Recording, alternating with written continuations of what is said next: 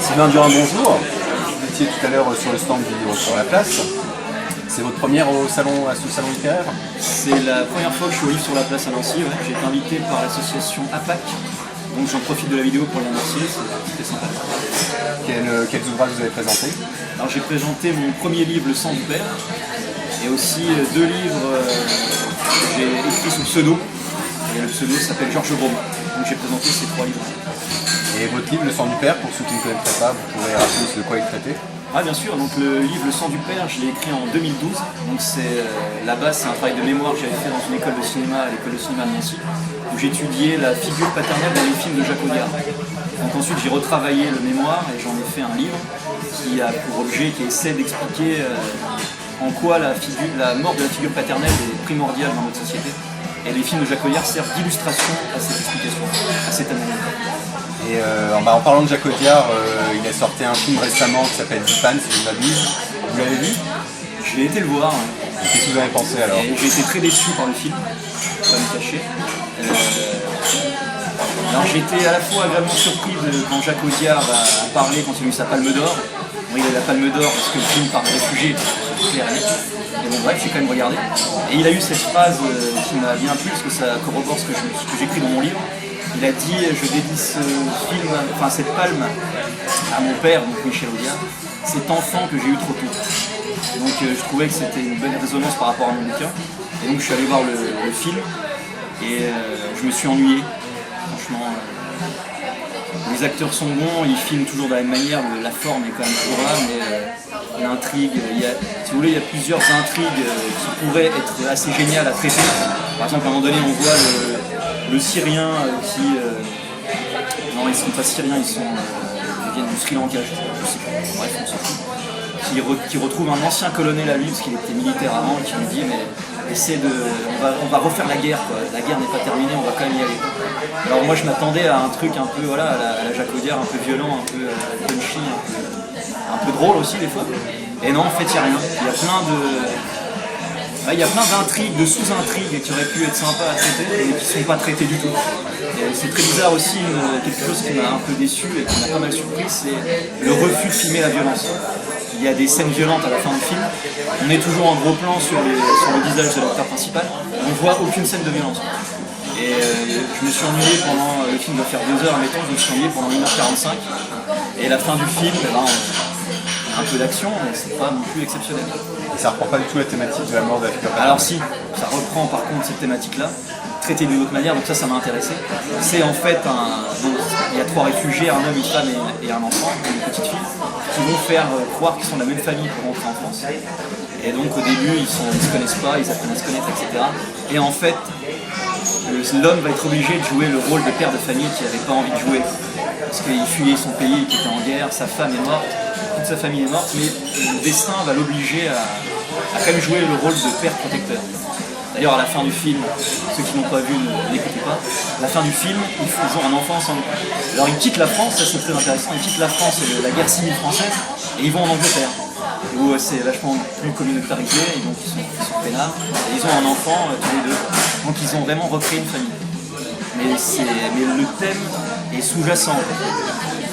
Mais comme dans tous ces films, mais moi ce qui m'a déçu, c'est vraiment ce qui montre. Pour moi, on a perdu le cinéma d'Audiard depuis De Rouillé d'Os. Je pensais qu'il allait dans un truc très féminin, très lumineux comme De Rouillé d'Os, avec Marion Cotillard, etc. Et en fait, non, il va dans autre chose. Je ne sais pas trop où il va, mais on verra la suite. Dans vos projets futurs, il semblerait que vous soyez en train de monter un documentaire, votre dernier documentaire qui s'intitule Le sang du père, qui a, je suppose, du coup le prolongement de votre travail. Est-ce que vous pouvez me dire qui va être interviewé et quels seront les thèmes abordés? Ok, pas de problème. Donc le film s'appellera Le sang du père, normalement il sort fin octobre. Donc en fait j'essaie dans ce film vraiment de retracer toute l'histoire de la figure paternelle. Parce qu'en étudiant la mort de la figure, j'ai réussi à remonter la source et la naissance de cette figure. Le père, c'est une construction historique, c'est pas quelque chose de naturel. C'est la civilisation qui a créé l'image de la figure paternelle. Donc j'explique tout ça dans le film, enfin j'essaie de l'expliquer, et je m'appuie sur des intervenants. Donc je vais citer les principaux, il y a Pierre Hillard. Je conseille à tout le monde d'aller voir ce que fait Pierre Hillard parce que c'est vraiment très très important. Il y a Francis Cousin, pareil, allez voir, c'est génial. Qu'est-ce qu'il y a d'autre? Il y a beaucoup de monde. Donc ça c'est plutôt géopolitique on va dire, et historique.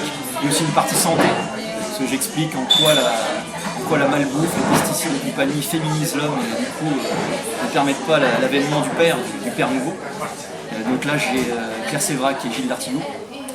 Il y a aussi Farida Belgoul qui nous parle un peu de tradition primordiale, c'est très très intéressant. Et d'autres dont j'oublie les noms, mais allez voir sur mon site, il y a tout, il y a des bandes annonces et compagnie, donc vous pouvez y aller.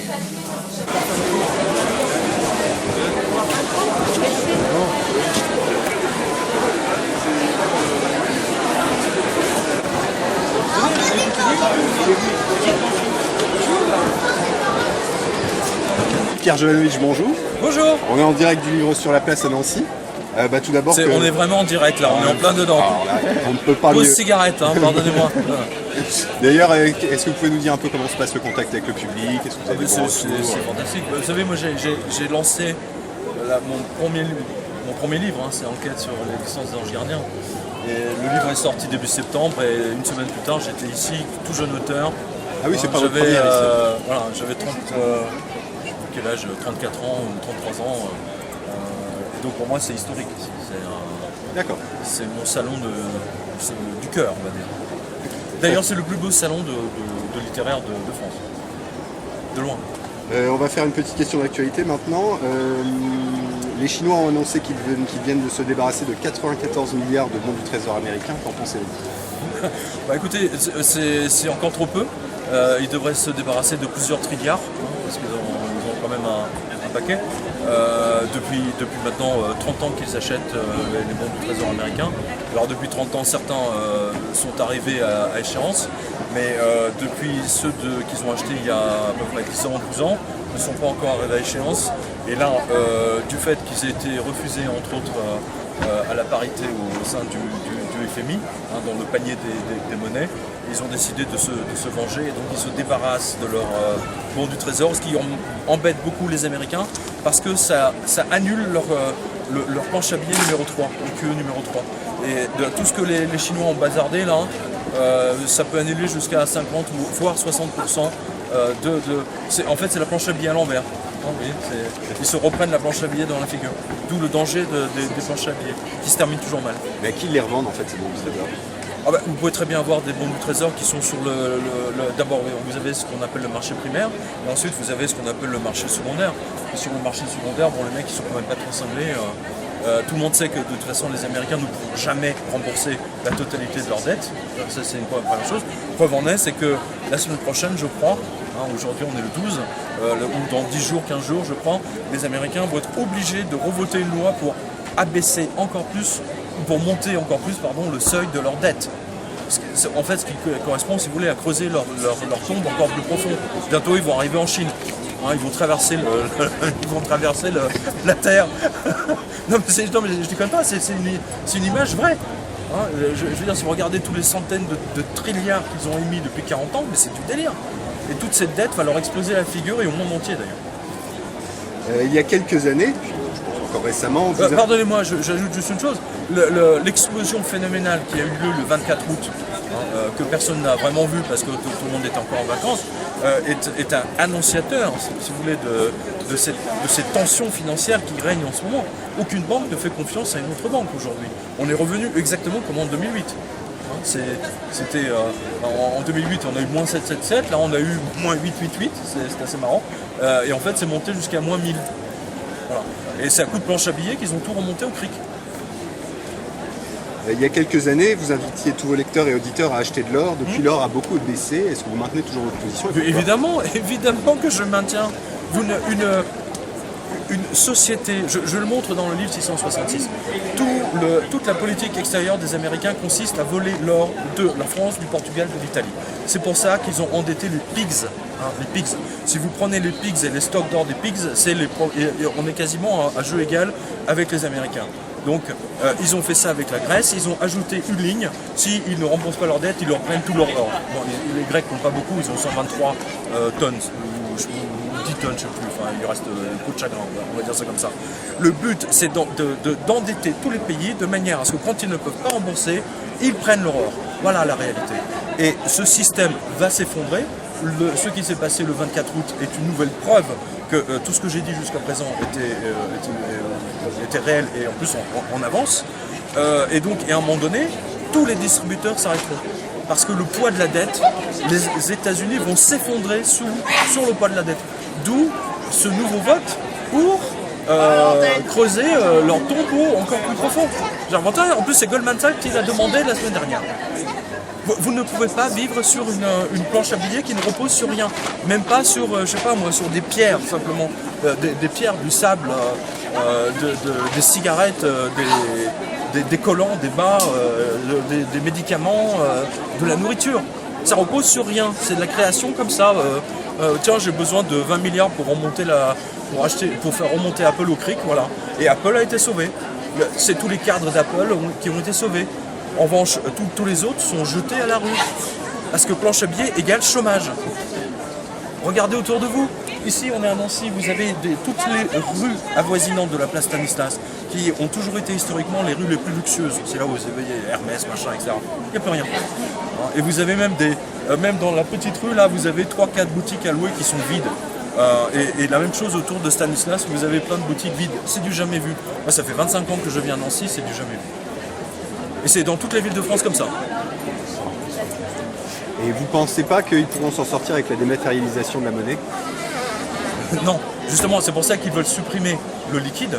Vous avez vu que c'est maintenant. Ils veulent supprimer le liquide. Pourquoi ils veulent supprimer le liquide? Parce que, étant donné que toutes les banques sont en faillite, ça vous empêche de sortir tout votre argent de la banque. Ah, mais vous n'avez pas le droit de sortir votre argent, vous devez dépenser votre argent avec votre carte. Le problème, c'est que si vous ne pouvez pas faire une carte, vous voulez acheter un lingot d'or, vous allez faire une carte bleue à 40 000 €. C'est impossible avec une carte bleue normale ou même avec une Visa Premier. Il faut que vous ayez la Visa Black, je sais pas quoi là, le trou noir, hein, pour que vous puissiez. Et encore, je ne sais même pas parce que j'ai des possesseurs de Visa Black justement qui m'ont dit qu'eux-mêmes ne pouvaient plus retirer autant d'argent que le contrat Visa leur donnait. Ils sont limités à je sais plus 2000 €. C'est n'importe quoi. Et quand vous voyez toutes les photos que les lecteurs m'envoient sur un revue de presse, maintenant, je ne sais plus quelle banque postale, limité à 350 € sur 7 jours, c'est moins que ce que pouvaient retirer les Grecs pendant que les banques étaient fermées. Donc la France, le système bancaire français égale, banque postale en particulier, égale Grèce. Voilà. Tout le monde le voit maintenant, plus personne ne discute le fait. Au contraire, achetez de l'or tant que vous pouvez. Achetez, ne réfléchissez même pas. Pièce d'or, pièce d'argent. Hein. Les galions qu'on retrouve il y a 200 ans, leur or est toujours valable. Hein. C'est pas le cas des billets de Banque de France il y a encore 30 ans. Hein, c'est PQ. Très bien, on passe à la dernière question. Olivier Delamarche, Pierre Sabatier, mais aussi Jamie Dimon et aussi récemment Marc Toiti annoncent l'imminence d'un marché baissier et d'une crise d'une grande violence. Ouais, ils sont bien gentils. C'est curieux, vous savez, c'est 8 ans après. Hein, et tout d'un coup, là, comme ils voient qu'il n'y a plus de sortie, donc ils annoncent dans le genre on se couvre. Hein, mais il fallait le dire en 2008. Hein, en 2007, il fallait aller devant le public et le dire. Maintenant, c'est trop tard. J'appelle ça les résistants de la dernière heure, vous voyez. Parce que vous voyez... Non mais c'est vrai, hein, c'est tout à fait ça. C'est les résistants de la dernière heure. C'est marrant. Ouais. Vous voyez le crack, vous voyez un crack arriver vraiment dans les 6 prochains mois ou peut-être qu'en 2016? Ouais, vous savez, avec le problème, si vous voulez, c'est que toutes les banques centrales savent que la seule solution consiste à faire de la planche à billets. Et qu'aujourd'hui, ils feront autant de planches à billets que nécessaire. La Banque Centrale Européenne, alors que c'était interdit, je vous signale, on a fait une en janvier.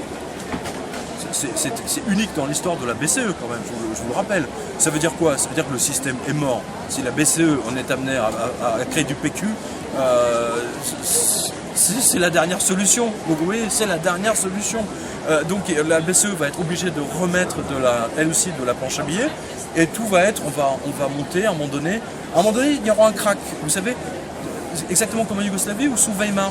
C'est-à-dire qu'à un moment donné, l'inflation, elle montait, mais bon, c'était gérable. Puis à un moment donné, bam, on est monté à genre 20 000% par an. Oui, et puis ensuite, c'était 200 000%, et puis 2 millions de %. Genre Mugabe au Zimbabwe, la Yougoslavie, de Milicevic, l'Argentine, etc. J'en passe des meilleurs. toute planche à billets se termine dans une catastrophe monétaire.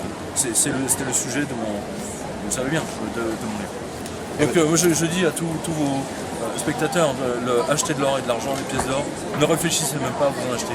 C'est pas ceux qui ont acheté de l'or en pensant qu'ils allaient faire une bascule au bout de 3 mois, qu'ils allaient gagner, sont dans la même logique que tous les petits traders qui gagnent de l'argent sur le dos des autres. Là c'est pour préserver, préserver vos biens dans le temps, c'est pour que ça traverse le temps, pour que ça traverse après l'effondrement. Voilà. Parce qu'après l'effondrement, le cours de l'or, ça ne sera pas ce qu'il est maintenant. Très bien, merci beaucoup Pierre Jovanovic, Merci et à puis vous. bonne continuation.